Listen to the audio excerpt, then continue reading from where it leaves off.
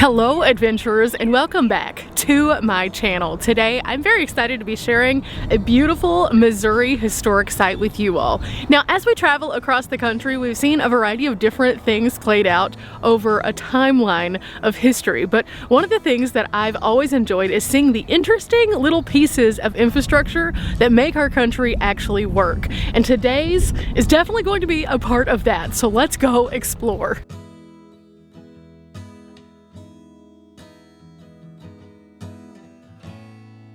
Today we are checking out the Department of Natural Resources Sandy Creek Covered Bridge State Historic Site. Now, I always enjoy finding really interesting new little brain wrinkles, and the Show Me State has been showing me some cool stuff. But this one definitely looks appealing. It's a smaller park, but at the same time it's a park that gives us a little bit of context as to days long since past. Now our infrastructure looks a lot different than this. However, it's fascinating to see the historic bridges and learn a little bit more about what brought them to this area and what that they were able to make happen as a result.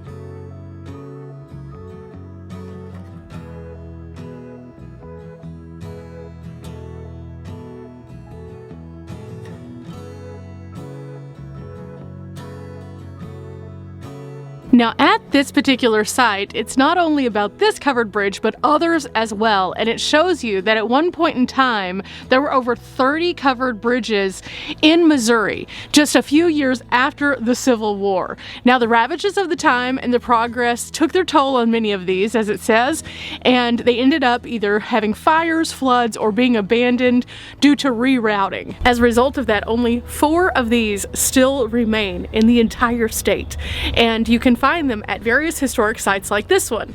Now, this is not going to be the longest video today. This is just more so to raise awareness that if you see one of these, you're seeing something that has withstood the test of time. It is one of the only ones that's left, and it's very fascinating because when you come to these, you get to see a very brief moment in history that has remained due to the people in the area really protecting and preserving that.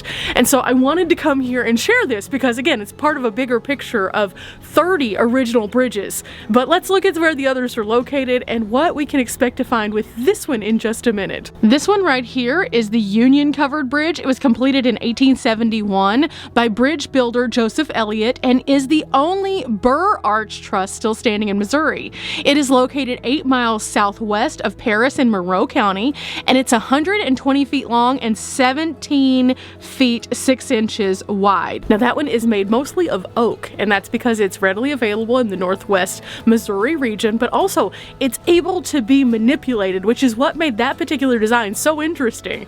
And so being able to find out where that one is can kind of give you some brain wrinkles for the future if you're ever touring through this area. But it is not the most northern in the state. That one is actually the Locust Creek Bridge, and so we're going to look to see how that one kind of compares, even though there's only a short distance between them on our map here of Missouri. This is the Locust Creek Covered Bridge, and it was built in 1868, and it is known as the Lynn County Covered Bridge, and it is located on what once was Route 8, the nation's first transcontinental highway. It was built using the Howe Truss design and is the longest in the state. It's 151 feet. Now, the trusses from that one are the same as the trusses here that we're about to see. So this one is going to give you a glimpse as to what that one kind of looks like.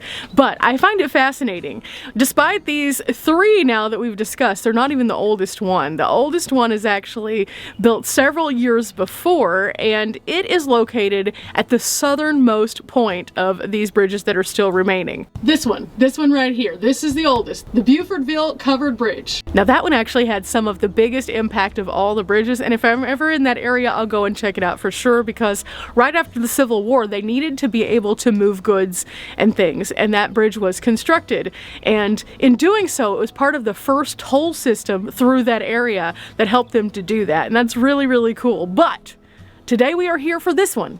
And what is the story behind this one? The Sandy Creek Covered Bridge is a Howe Truss built bridge, originally built in 1872 on the Hillsborough and LeMay Ferry Gravel Road that connected Hillsborough and St. Louis. This bridge was washed away by floodwaters in May of 1886, but was salvaged and rebuilt the following August. The former toll bridge was constructed of white pine. Although this was not native to Missouri, this tree was still and still is common tree that is used for lumber today. Now, after getting a good look at the bridge there's some other really cool information here that we can find, including the genealogy of the Howe truss, and then also the other basic trusses that have been used for covered bridges throughout time.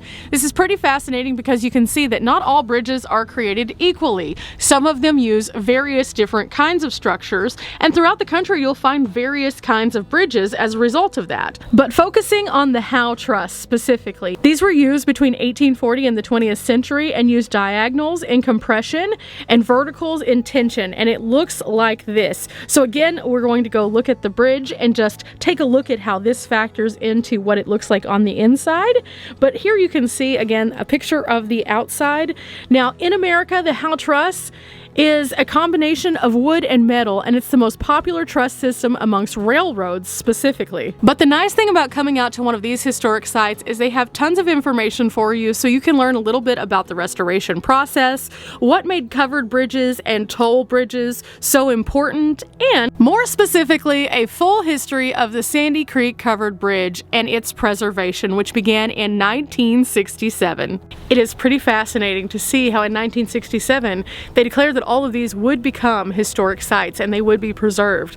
Some of these were not in great shape at that time, so the preservation efforts began, and in doing so, groups locally would come in and try to preserve and help with the government action of creating these spaces. They didn't just want to celebrate these, they wanted them to be a place where we could come back and review history, but also we could congregate for regular family things.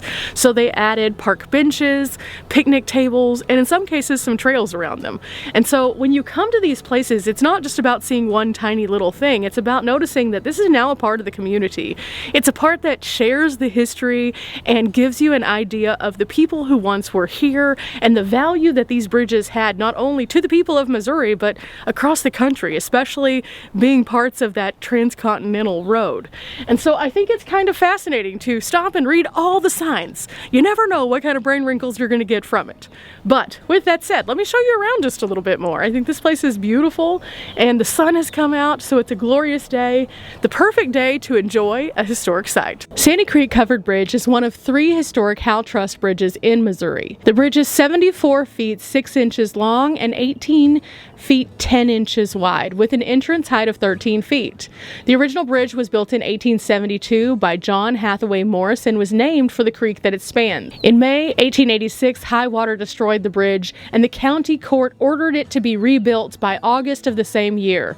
Henry Steffen, who was awarded the contract to rebuild the bridge, used half of the original timber to complete the reconstruction at a cost of only $899. Sandy Creek Covered Bridge was a part of the county building program that was begun in Jefferson County after the Civil War.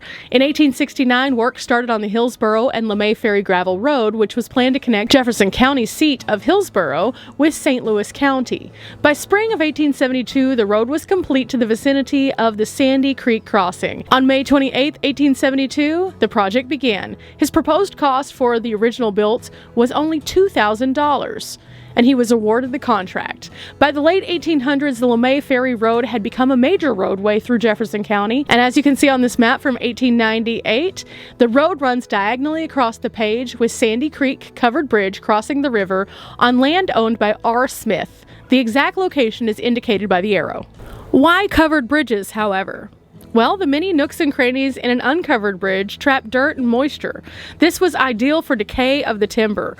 Uncovered bridges exposed themselves to the elements and had a normal life expectancy of only around 10 years. Covered bridges had a roof, which increased their longevity and also protected the trusses from the elements. These barn-like structures helped to reassure farm animals that they could cross. The roof structures served as emergency shelters, and the covered added strength to the bridge and reduced the sagging that was commonly found in uncovered wooden bridges. Just past the bridge, as you come through, you will find the old roadway. It goes off in this direction, It is no longer an active roadway, but there is a gate up here. It's a beautiful place to just come out and see some nature, and I can hear the birds in every direction. Oh, wow. Also, just down this roadway, kind of there's a split off that goes to like a trail. Somebody's actually coming down the trail right now, so I'm not gonna bother them, but it's pretty neat.